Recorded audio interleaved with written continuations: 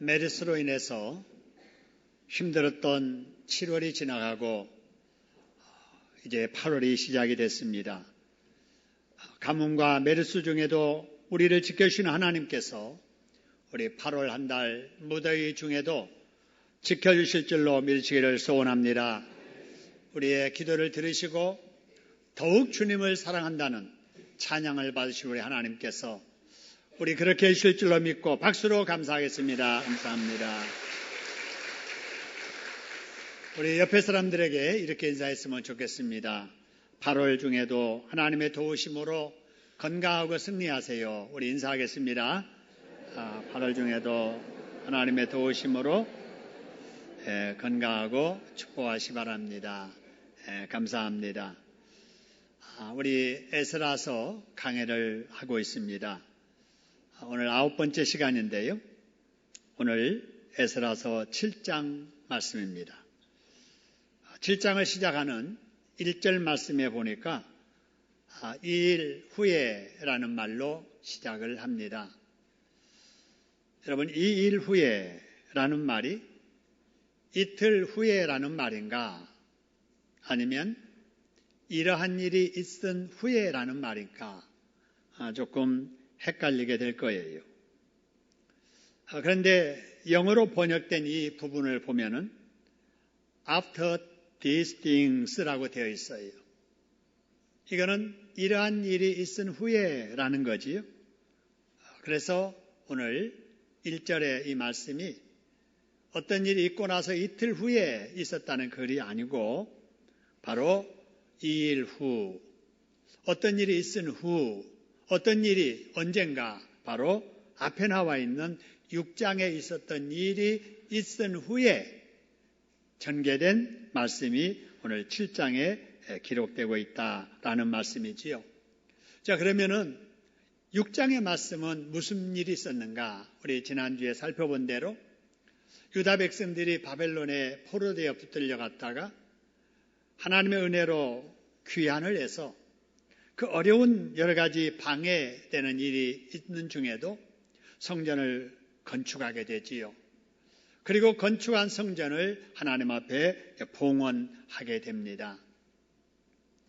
자, 그리고 나서 7장의 내용 속에 보면은 에스라라고 하는 사람이 바벨론에 남아 있었던 유다 사람들을 데리고 예루살렘에 귀환했다라는 말이에요. 이걸 연도로 우리가 계산해 보면 성전 봉헌식은 BC 516년에 있었고요. 7장에 소개되는 포로 귀환은 BC 458년에 일어난 일입니다. 그렇기 때문에 바로 6장과 7장의 이 사이를 보면 58년이라고 하는 간격이 있는 거예요. 그런데도 이 58년의 간격을 딱 좁혀가지고 마치 6장의 성전 봉헌식이 있고 나서 바로 포로 귀환이 있었던 것처럼 기록하고 있는 겁니다. 이걸 통해서 성경의 특성을 우리가 알 수가 있습니다. 그건 뭐냐? 여러분, 성경은 세상의 역사를 연대 순으로 다 기록한 역사책이 아니라는 거지요. 성경은 역사책이 아니라 하나님께서 사람을 어떻게 구원해 가시느냐라고 하는 구원의 내용을 기록한 말씀입니다. 할렐루야.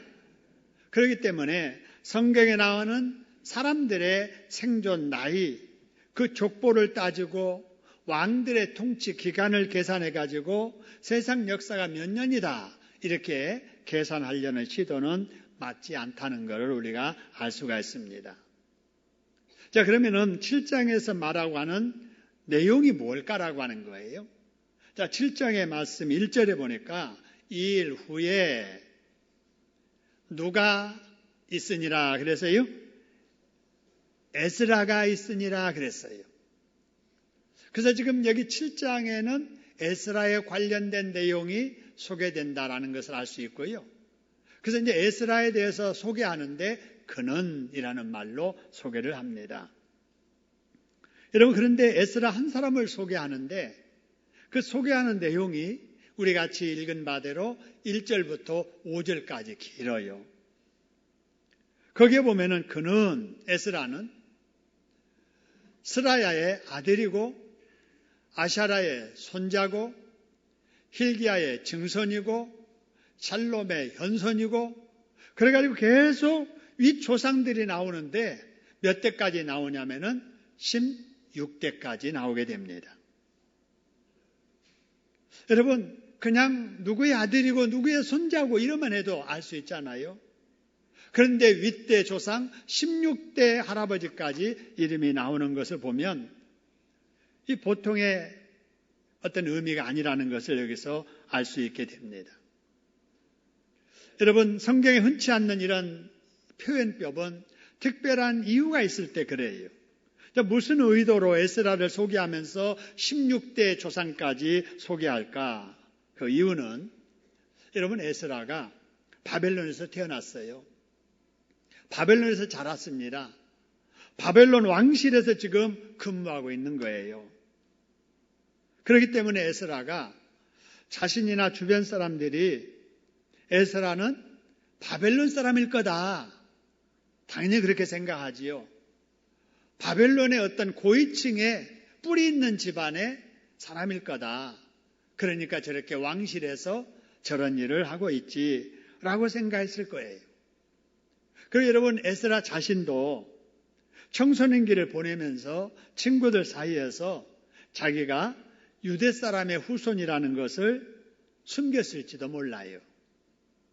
왜냐하면은 여러분, 바벨론 사회에서 유대인들은 망한 나라에서 붙들려온 포로이고 노예들이기 때문에 그렇습니다. 그래서 누가 물어도 너 유대인이지? 그러면은 아니야, 나 유대인 아니야. 여러분, 그럴 수도 있잖아요. 사람이 사람답게 살려면은 자기의 뿌리를 알아야 되는 거예요. 근데 지금 에스라가 어떤 뿌리인가를 사람들이 오해할 수도 있고 에스라도 그것을 잊을 수가 있기 때문에 에스라가 16대 할아버지 누구냐면은 아론이에요. 제사장이에요. 그러니까 에스라, 네가 바벨론에서 태어나서 바벨론에서 자라고 바벨론에서 일하고 있지만 네 뿌리는 제사장이라는 거예요. 이걸 밝히기 위해서 에스라를 소개하는데 아버지, 할아버지, 증조 할아버지, 현조, 그래서 16대 할아버지까지 밝히는 거예요. 여러분, 사람이 사람답게 살려면은 자기의 뿌리를 알아야 됩니다. 자, 뭘 알아야 된다고요? 뿌리를 알아야 돼요. 그래서 여러분, 우리나라에서도 한때 뿌리 찾기 운동이 일어난 적이 있습니다. 그래서 그 운동이 이제 활발하게 일어나면서 사회에서 일어난 일 중에 하나가 뭐였느냐? 족보 없는 집안 족보 만드는 일이 여러분 한 20년 전에 있었어요. 그래서 족보 없는 집안, 없는 족보를 가짜로 만드는 일들도 있었습니다. 그 족보를 만들면서 여러분 우리나라 사람들은 거의가 다 왕손들이에요. 거슬러 올라가면 다 손자 할아버지가 왕이에요. 여러분, 뿌리 찾기 한다고 하면서 이렇게 변질된 일들도 있었습니다만은 이런 것 말고 정말 우리 뿌리가 무엇인가 우리는 잘 알아야 됩니다. 다시 말해서 정체성을 바르게 가져야 된다, 그런 말이지요. 여러분, 그러면 우리의 뿌리가 과연 어디 있다고 생각하십니까? 우리 뿌리는 국가적으로 보면은 우리는 어느 나라 사람이에요? 대한민국 사람입니다.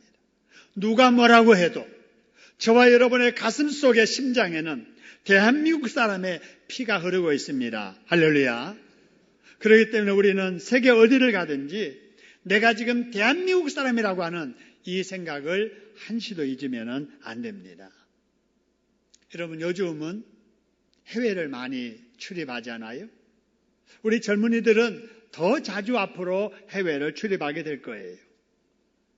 여러분, 해외 나가면 어떤 사람은 행동을 더 조심하는 사람이 있어요. 그런가 하면 어떤 사람은 해외 나가니까 자기 아는 사람 없고 보는 사람 없다고 함부로 행동하는 사람들도 있습니다. 여러분, 그러다가 외국 사람에게 비난 들을 만한 일이 생기면 어떻게 됩니까? 그 사람 개인만 나쁘다고 하는 걸로 끝나지 않아요.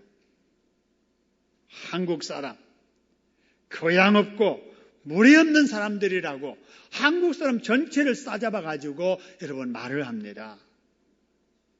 그렇기 때문에 혹시라도 외국에 나가서 우리가 말 한마디 행동 하나를 조심해야 되는 거예요. 나는 대한민국을 대표하는 사람, 대한민국의 대사다라는 이런 생각을 가지고 본의 되게 행동을 해야 됩니다. 그래서 여러분 다른 외국 사람들의 눈에 참 저 사람 예의 바르다, 정직하다, 교양 있다 이러면 그 사람만 그렇게 칭찬하는 게 아니에요. 그 사람이 한국 사람이면 한국 사람 참 교양 있고 참 정직한 사람들이다 라고 이렇게 말하게 된다는 거예요. 왜 그런가? 뿌리를 찾아서 말하는 거예요. 여러분, 그렇다면 우리는 영적으로 뿌리가 어디가 있을까? 본문에서 에스라 한 사람을 정체성을 밝히기 위해서 쭉 거슬러 올라가니까 아론의 16대 후손이라고 하는 것이 딱 밝혀지는 것처럼 여러분 우리 성씨 다 달라도 우리 다 거슬러 계속 올라다 보면은 우리 모두의 조상을 만나게 될 줄로 믿습니다. 그분이 누군가 우리 집안 족보 갖고는 몰라요. 근데 여러분 하나님의 말씀이 성경을 가지고 우리의 뿌리를 찾아보니까 우리의 할아버지, 우리 모두의 할머니는 아담과 하와입니다. 할렐루야. 그러면 우리의 시조인 아담과 하와는 어디에 뿌리를 두고 있는가? 성경에 보니까 아담과 하와를 지으신 분이 누구예요? 하나님이라는 거예요. 그렇기 때문에 우리는 다 아담의 후손이자 하나님의 뿌리를 두고 있는 사람들입니다. 할렐루야. 여러분 오늘 여기 영상에 나와 있는데요. 우리 같이 한번 읽어보도록 하겠습니다. 같이 한번 읽겠습니다. 우리의 시조는 아담 할아버지와 하와 할머니이다. 그 아담과 하와를 하나님이 지으셨다. 그러므로 우리는 아담과 하와의 후손이고 우리는 하나님의 자녀들이다. 할렐루야. 여러분 이 뿌리를 우리가 알아야 될 줄로 믿습니다. 우리 옆에 이렇게 한번 말했으면 좋겠어요. 형제님, 자매님, 우리의 뿌리는 하나님이니 하나님의 말씀을 잘 듣는 자녀들이 됩시다. 이렇게 한번 고백합시다. 시작.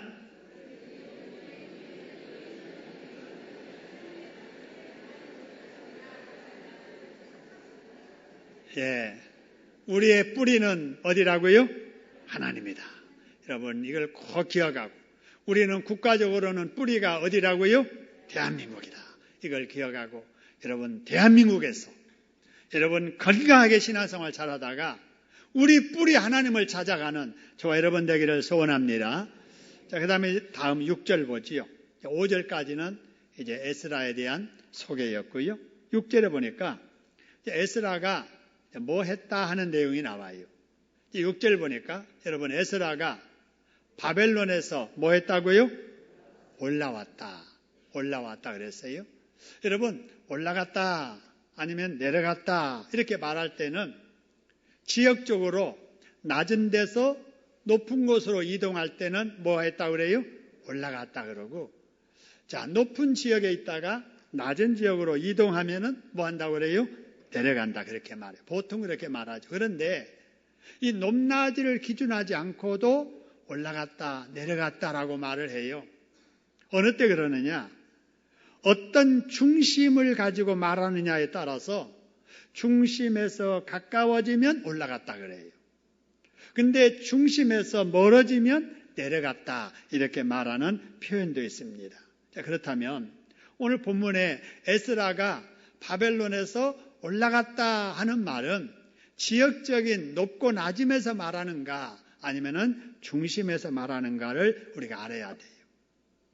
만일에 에스라가 지금 바벨론에 있다가 지금 예루살렘으로 이동했는데 지역의 높고 낮음을 따라 말을 했다면 여러분 에스라가 바벨론에서 내려왔다 그래야 돼요. 왜냐하면 지역적으로 바벨론이 예루살렘보다 높은 지역에 있거든요. 근데도 불구하고 높은 지역에서 낮은 지역으로 이동한 에스라를 보고 하나님께서는 성경에 그가 바벨론에서 뭐 했다고 그랬어요? 올라왔다 그런 거예요. 올라왔다. 여러분, 그렇습니다. 여러분들이 지금 우리 이 자리에 앉아 계시는데 여기가 몇 층이에요? 3층이에요. 여러분 아파트 10층에서 살다가 여기 왔어도 하나님은 여러분 내려왔다고 그래요? 올라왔다고 그래요? 올라왔다고 그래요. 왜 그러느냐? 여러분, 우리 하나님께서는 우리가 있을 곳이 하나님의 품이기 때문에 그래요. 그래서 사람이 하나님의 품으로 가까이 가면은 올라갔다 그러고 하나님의 품에서 멀어지면 내려갔다 그래요. 바로 이 지상의 하나님의 품은 교회예요. 그래서 성도들이 교회에 오는 것은 여러분 높은 아파트에 살다가 3층으로 왔어도 내려온 게 아니라 뭐 하는 거예요? 올라온 거예요. 여러분, 하나님은 우리가 올라가는 삶을 살기를 원하심을 믿으시기를 소원합니다. 올라가야 돼요. 우리가 찬송 부르잖아요. 491장 보니까 저 높은 곳을 향하여 날마다 나아갑니다. 이렇게 찬송합니다. 이따가 여러분 부를 찬송 354장에 보면은 주를 항모하는 자 올라가 독수리 같이 이렇게 우리가 찬송하잖아요. 여러분 내려가지 말고 날마다 올라가는 삶을 살기를 주님의 이름으로 축원합니다. 여리고로 내려가면은 강도 만나요. 애굽으로 내려가면은 여러분 수치당할 일이 생깁니다. 날마다 올라가는 하나님을 가까이 하는 교회를 가까이 하는 저와 여러분 되시기를 주님의 이름으로 축원합니다.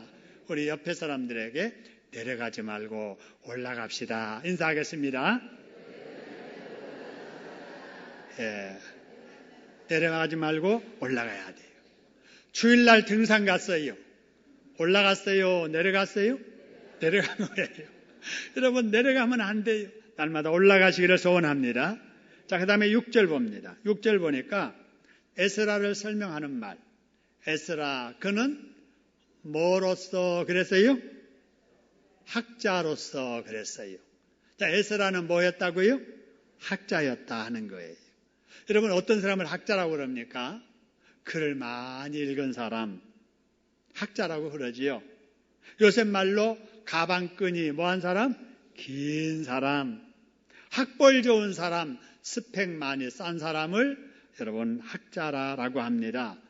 이렇게 말하니까 가방끈 짧다고 느껴지는 성도님들은 생각하기를 아이고 에스라는 좋겠다. 학자니까 나는 무식자라 학자가 못돼 이렇게 생각할지 모르겠어요. 여러분 그런데 여러분 여기서 말하는 에스라가 학자라고 하는 것은 어떤 면에서 학자냐라고 하는 것이 중요해요. 6절 다시 보니까 그는 이스라엘 하나님 여호와께서 주신 무엇에 익숙한 학자라고요? 율법에 익숙한 학자였다. 다시 말하면 오늘날로 말하면 무엇의 학자였어요? 성경에 익숙한 학자였다 그 말이에요. 여러분 그렇기 때문에 여러분 공부할 때 가정 형편이 어려워서 공부 못한 분들 많이 계시지요. 동생들 보라고 학교도 안 보내고 집에서 애기 보라고 학교도 안 보내고 집에서 일하라고 학교도 안 보내고 그래서 그렇게 학교 가고 싶은데도 학교 가지 못하겠어 배우지 못한 분들 많이 계시잖아요. 그래서 내가 학자 못됐다 이렇게 생각하지 마시고 여러분 열심히 하나님의 말씀 교과서로 생각하고 열심히 읽고 하나님의 말씀 설명하는 설교 말씀 열심히 듣다 보면은 우리가 천문학자는 되지 못하고 물리학자는 못 돼도 성경의 학자는 될 수 있음을 믿으시기를 소원합니다. 그래서 우리는 성경에 익숙해야 돼요. 뭐에 익숙해야 된다고요? 성경에 익숙해야 돼요. 그래서 성경에 익숙한 에스라 같은 학자들 되시기를 주님의 이름으로 축원합니다. 그 다음에 여러분 에스라를 소개하는 말씀 6절에 보니까 에스라가 어떤 사람이었는가? 거기 보니까 에스라는 왕에게 구하는 것을 다 뭐 하던 자예요? 받는 자라 그 말입니다. 여러분, 오늘날로 말하면은 대통령에게 뭘 구하든지 대통령이 다 들어주는 사람이라는 거예요. 여러분, 만일에 그렇게 된다면은 얼마나 좋겠어요. 청와대에 근무하는 것만도 좋은데 다른 사람들이 다 말해도 안 들어주는 것을 내가 말하니까 대통령이 다 들어준다. 얼마나 좋겠어요. 근데 에스라가 그런 사람이었다 그 말입니다. 왕 옆에서 일하면서 다른 사람이 말해도 다 안 들어주는데 자기가 말하면은 뭘 구하든지 왕이 다 들어주는 사람이었다라고 하는 거예요. 여러분, 어떻게 해서 그렇게 됐을까? 어떻게 됐어? 여기 말씀 보니까 여러분, 왕에게 구하는 것을 다 받는 자다 그랬는데 어떻게 해서 그렇게 됐는가? 그의 누가 어떻게 함으로 그래서요? 하나님의 뭘 입음으로? 도우심을 입음으로 하나님이 도와주시니까 그가 뭘 구하든지 왕이 다 들어주는 이런 복을 받았다는 겁니다. 할렐루야. 그렇기 때문에 우리가 이 세상 형통하게 살려면은, 인정받게 살려면은, 신임 얻게 살려면은 하나님이 도와주셔야 됩니다. 할렐루야. 하나님은 누구를 도와주시느냐? 여러분, 하나님은요, 하나님을 가까이 하는 사람을 도와주세요. 하나님은 말씀을 가까이 하는 사람을 도와주세요. 하나님은 기도하는 사람을 도와주세요. 하나님은 하나님을 찾고 하나님에게 도움을 구하는 자를 도와주십니다. 할렐루야. 그러므로 여러분들이 그래서 하나님을 가까이 해야 되는 거예요. 그렇기 때문에 여러분의 자녀들을 하나님이 가까이 하도록 주일학교에 보내서 기도하는 사람, 믿음의 사람으로 키워야 되는 거예요. 그러다가 여러분이 어디를 가든지, 여러분의 자녀들이 어디 가서 뭘 하든지 윗사람들에게 신임받아 무엇을 구하든지 구하는 대로 받는, 복을 받는 저와 여러분 되기를 주님의 이름으로 축원합니다. 자, 그 다음에 여러분 7절, 8절인데요. 자, 7절, 8절 보니까 에스라 소개를 마치고 에스라가 이제 예루살렘에 왔다 그랬습니다. 그랬는데 언제 출발해서 언제 왔는가 하는 내용들이 쭉 기록이 돼요. 여러분, 바로 이때 에스라가 사람들을 데리고 왔는데 이거를 2차 포로 교환이라고 하고요. 기환이라고 하고 그 전에를 1차 포로 귀환이라고 말을 합니다. 여러분, 그런데 이들이 왜 왔을까라고 하는 거예요. 왜 왔을까? 바벨론에 살다가 왜 1차에 왔고 2차에도 또 왔을까 하는 거예요.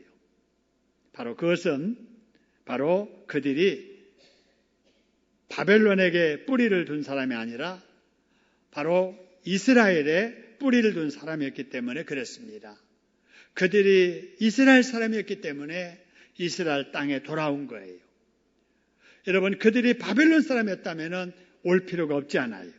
우리도 마찬가지예요. 여러분, 외국이 아무리 좋다고 해도 한두 번 여행하는 것은 좋을지 모르지만은 우리 대한민국 사람이 몸담고 살아야 될 곳은 우리의 뿌리가 있는 조국 대한민국임을 믿으시기를 소원합니다. 우리 몸이 살아야 될 곳은 대한민국입니다. 그렇다면 우리의 영이 살아야 될 곳은 어디일까? 그것은 하나님 나라 천국이에요. 그렇기 때문에 우리가 육신적으로는 대한민국을 사랑해야 되고 영적으로는 우리의 본향 천국을 사모하며 살다가 우리의 이 땅 생활 마치는 날 우리 하나님 계신 천국 가서 영상 복락을 누려야 될 줄로 믿으시기를 소원합니다. 여러분, 이 땅에서 나라를 사랑하며 바르고 건강하게 신앙생활 잘하다가 천국에 이르는 이런 복 받으시기를 주님의 이름으로 축원합니다. 자, 그 다음에 이제 9절 말씀인데요. 9절 말씀 보니까 이때 2차 포로 귀환을 할 때 에스라가 사람들을 데리고 왔다라고 했는데 언제 바벨론에서 길을 떠났는가 보니까 첫째 달 초하루에 그랬어요. 그리고 언제 예루살렘에 도착했는가 그랬더니 5달 초하루 그랬어요. 자, 그러면 지금 에스라가 사람들을 데리고 바벨론에서 예루살렘까지 온 기간이 몇 달 걸렸어요? 몇 달 걸렸어요? 첫째 달 출발해서 다섯째 달 초하루에 왔어요. 몇 달 걸렸어요? 몇 달 걸렸어요? 4달 걸렸잖아요. 5달은 안 들어가죠. 왜냐면 5달 초하루니까. 그죠? 그러니까 첫째 달 초하루에 출발해서 5달 초하루에 도착했으니까 온 기간은 몇 개월이에요? 4개월이에요. 근데 실제적으로 행상들이 바벨론에서 예루살렘까지 올 때 걸리는 기간이 얼마였냐면은 3개월이면은 충분히 왔대요. 근데 이때는 4개월 걸렸어요. 왜 그럴까? 장사하는 사람들이야 젊은 사람들 빨리빨리 걸어가니까 3달이면 올 수 있었겠지만 여러분 이때 여러분 다른 기록에 보니까 2차 때 바벨론에서 예루살렘에 돌아온 사람들이 9,000명이래요. 거기에는 장정만 온 게 아니거든요. 나이 많으신 어르신 부모님들 모시고 오고 이제 막 태어난 아기들도 안고 걸려서 와야 될 상황이니까 많은 사람들이 대가족이 몰려오는 과정 아무래도 시간이 지체됐을 것이고요. 그 다음에 어떤 길은 굉장히 위험했대요. 왜냐하면 강도들이 숨어 있다가 밤이 되면은 행상들 급습해서 막 물건들 뺏어가고 이랬거든요. 그래서 그런 위험한 길을 또 피해서 와야 했고 이래서 아마 평소보다 한 달 더 걸려서 도착했다 하는 것을 알 수가 있어요. 근데 이제 중요한 것은 그래도 무사하게 다 도착을 한 거예요. 그러면 이 사람들이 그렇게 먼 길을 무사하게 도착한 이유가 뭘까라고 하는 거예요. 오늘 9절의 말씀을 자세히 보니까 누구의 도우심을 입어서 그렇게 무사하게 도착할 수 있었다고요? 하나님의 선한 손의 도우심. 할렐루야. 여러분, 이 사람들이 이렇게 올 수 있었던 것이 하나님의 선한 도우심 때문이었다면 저와 여러분의 인생길도 한번 생각해 보세요. 여러분의 인생길 40년 왔네요. 60년 지나왔네요. 80년을 지나왔어요. 여기까지 이렇게 이르게 된 거, 우리 하나님의 선한 손의 도우심으로 여기까지 이르게 됐음을 믿으시기를 소원합니다. 지금까지 지내온 거 주의 크신 은혜라고 하는 것처럼 전적으로 우리 주님의 선하신 손길 때문에 여기까지 이르게 된 줄로 믿으시기를 소원합니다.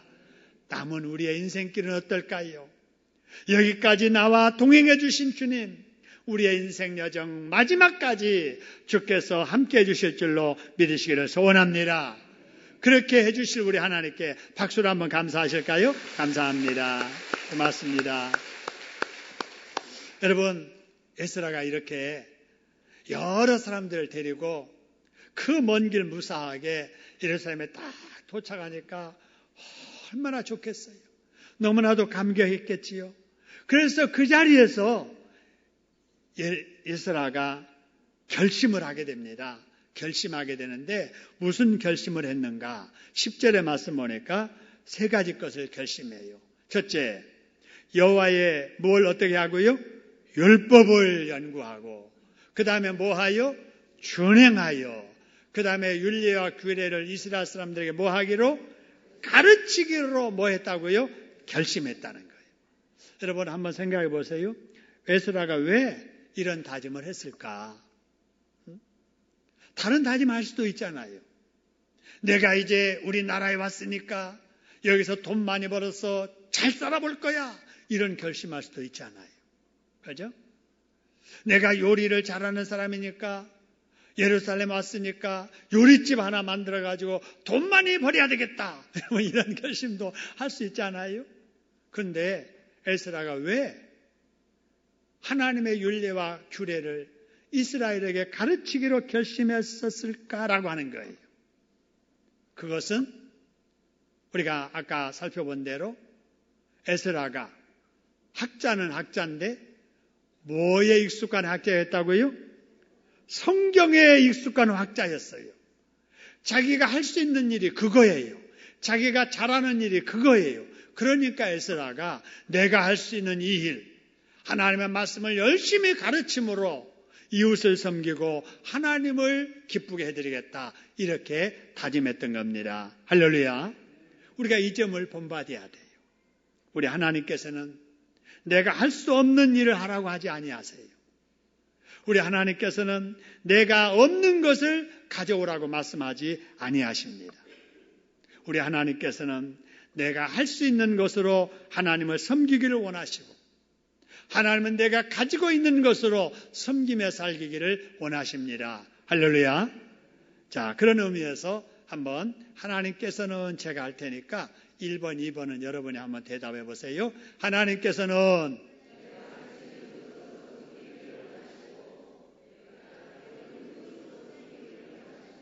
할렐루야. 그렇습니다. 그렇기 때문에 우리가 하나님을 섬기고 봉사할 때 꼭 기억해야 될 것은 내가 뭐 하는 것으로 해야 된다고요? 할 수 있는 거. 내가 가지고 있는 거. 근데 많은 사람들이요, 내가 할 수 있는 것은 변변치 않게 생각해요. 에이, 그딴 건 뭐 못하는 사람이 누가 있어? 다들 그렇게 생각해요. 내가 가지고 있는 거, 에이, 이거 별 볼일 거 아니야. 이렇게 생각을 합니다. 여러분, 절대 그러면 안 됩니다. 여러분이 할 수 있는 일로 하나님의 교회에서 우리 성도들을 섬기고 교회를 섬기려고 하시기를 주님의 이름으로 축원합니다. 할 수 있는 일. 내가 가지고 있는 거, 그걸 가지고 하나님을 섬기고 교회를 섬기고 성도를 섬기고 교역자를 섬기려고 해야 된다, 그 말입니다. 우리 하나님께서 그러는 사람들에게 하나님이 영광을 받으세요. 하나님께서는 여러분이 드리는 작은 예물로 이 예배당을 멋지게 건축하셨습니다. 할렐루야. 여러분이 드리는 작은 것으로 말입니다. 내가 드리는 그 작은 것, 나는 벽돌 한 장이라도 하나님의 집을 짓는 일에 빠지지 않고 참여하겠다고 하는 그 정성 하나님께서 받으셔서 그걸 가지고 이 건물을 하나님이 건축하신 거예요. 여러분들이 섬기는 작은 봉사로 이곳에 이 지역의 영혼들을 하나님께로 인도하는 축복의 신창동 교회를 하나님이 세우셨습니다. 할렐루야. 여러분이 가진 작은 것이라도 하나님께 드리는 헌신과 여러분이 할 수 있는 작은 일이라도 여러분의 그 작은 봉사로 하나님의 영광을 받으시고 우리 하나님께서 예스라처럼 소중한 인물로 사용해 주심을 믿으시기를 소원합니다. 여러분, 이 시대에 에스라는 바로 여러분입니다. 할렐루야. 따라합시다. 내가 이 시대에 에스라라. 그렇습니다.